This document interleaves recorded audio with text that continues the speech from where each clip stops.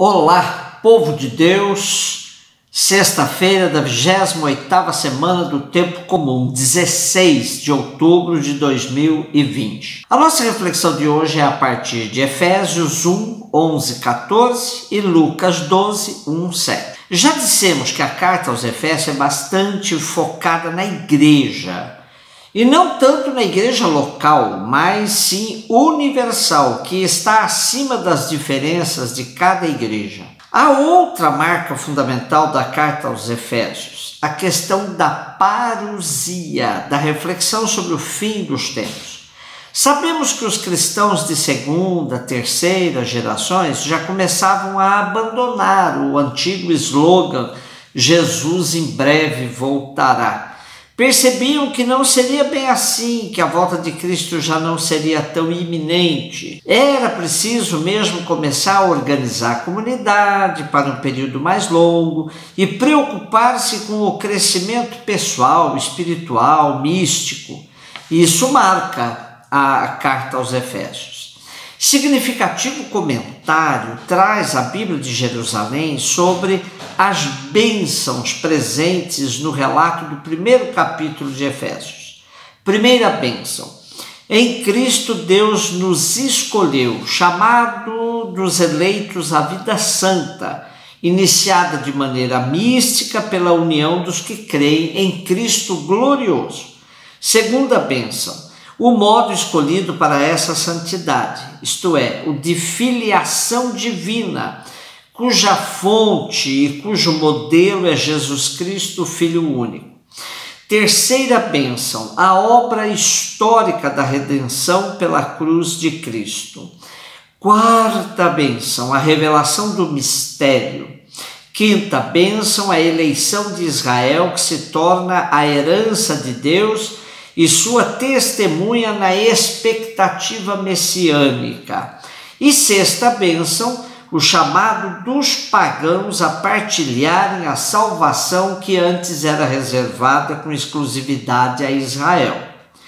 A certeza disso eles a tiveram ao receberem o Espírito prometido. Nesta sequência temos, desde a eleição do povo de Israel ao chamado universal de Deus à santidade em Cristo, pelo Espírito, para todos e todas que aceitam o Cristo como seu Salvador único e definitivo. Percebamos que o dom do Espírito coroa a execução do desígnio divino e a sua exposição de forma trinitária. Iniciado a partir de agora de maneira misteriosa, enquanto o mundo antigo ainda dura, atingirá a plenitude quando o reino de Deus se estabelecer de maneira gloriosa e definitiva na parousia de Cristo. Um tema difícil que aparece no nosso texto de hoje é o da predestinação. Sempre houve correntes no cristianismo que defenderam que Deus sabia de antemão o destino das pessoas, ou seja, sua salvação e sua condenação. Santo Agostinho, Calvino se destacam entre os cristãos na reflexão sobre esse tema. Porém, devemos sempre tratar da predestinação colada ao tema da liberdade, pois, do contrário, seríamos marionetes nas mãos de Deus.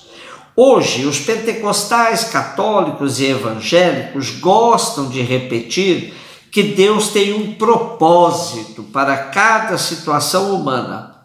É sempre um risco tal linguagem, sobretudo junto daqueles que carecem de um aprofundamento maior, pois pode dar a entender que tudo o que acontece Deus já demarcou de antemão, reduzindo nossa liberdade às cinzas. Claro que o propósito de Deus para nós é sempre da realização plena de cada ser humano, porém ele respeita absolutamente a decisão de cada um, até mesmo a mais definitiva, que é a de dar fim à própria existência. Na mesma perspectiva, devemos enquadrar a teoria do povo eleito. Pois ser escolhido por Deus não significa ter a liberdade tolhida. Em outras palavras, Deus sempre nos escolhe. A nossa tarefa é nós fazermos a escolha por Deus.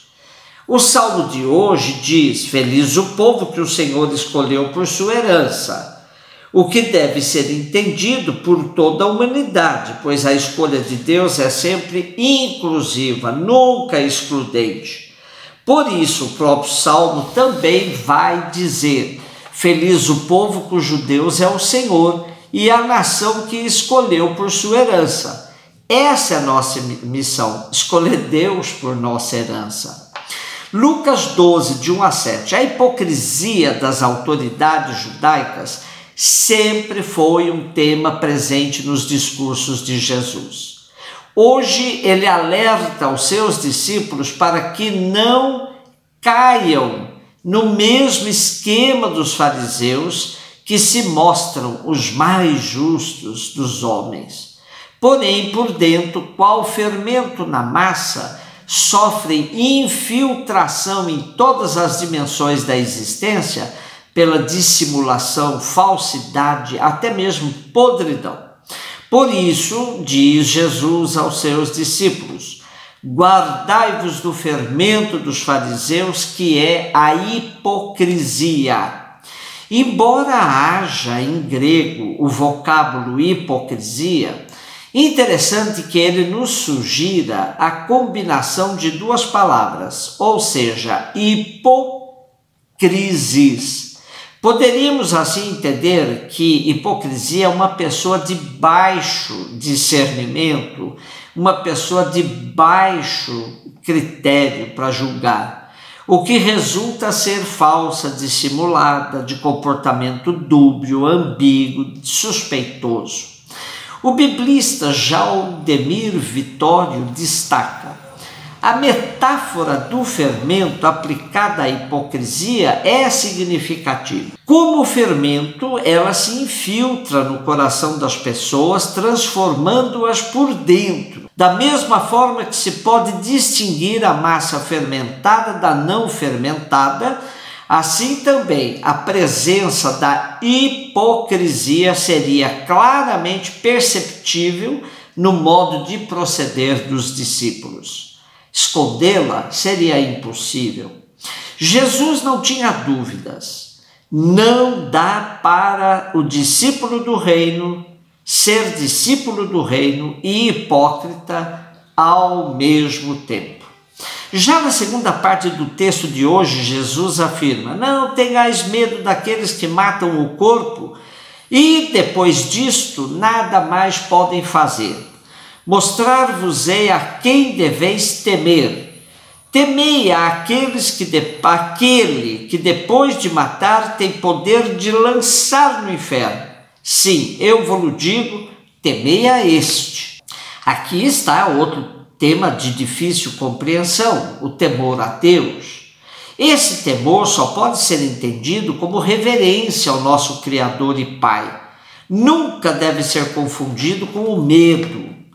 Em Deuteronômio 10, de 12 a 13, temos: e agora, Israel, o que é que Javé teu Deus te pede? Apenas que temas a Javé teu Deus, andando em seus caminhos, e o ames, servindo a Javé teu Deus com todo o teu coração e com toda a tua alma, e que observes os mandamentos de Javé e os estatutos que te ordeno para o teu bem. E o livro dos Provérbios 8:13 nos diz: o temor de Javé é o ódio do mal. Detesto o orgulho e a soberba, o mau caminho e a boca falsa. Portanto, o temor a Deus deve ser nosso guia no caminho do bem e no afastamento de tudo que é mal. Por isso, afastar-se do fermento dos fariseus, não ter medo de quem mata o corpo, mas sim de quem pode comprometer toda a nossa existência. São essas as indicações de Jesus. E junto ao temor reverente, Jesus liga a confiança que devemos ter em Deus, dizendo: Não se vendem 5 pardais por 2 asses. É uma moeda romana de pouco valor. Entretanto, nenhum só deles passa despercebido diante de Deus. Até os cabelos de vossa cabeça estão todos contados.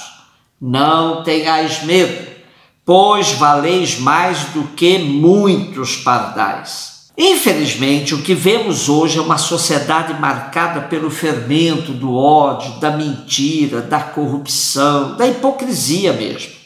Fariseus do tempo de Jesus e dos nossos tempos se misturam, se igualam. Nunca se falou tanto de Deus e pautou-se a vida exatamente por valores contrários a Ele. Sobretudo no mundo da política, precisamos nos livrar de qualquer tentação de vincular a religião com cargo de poder civil, pois todas as vezes que isso aconteceu na história, só registramos desastres. Nosso campo de ação é o da profecia, denunciando as injustiças e anunciando o reino de Deus, livres, todos nós, de todos os fermentos de hipocrisia. Um beijo no seu coração.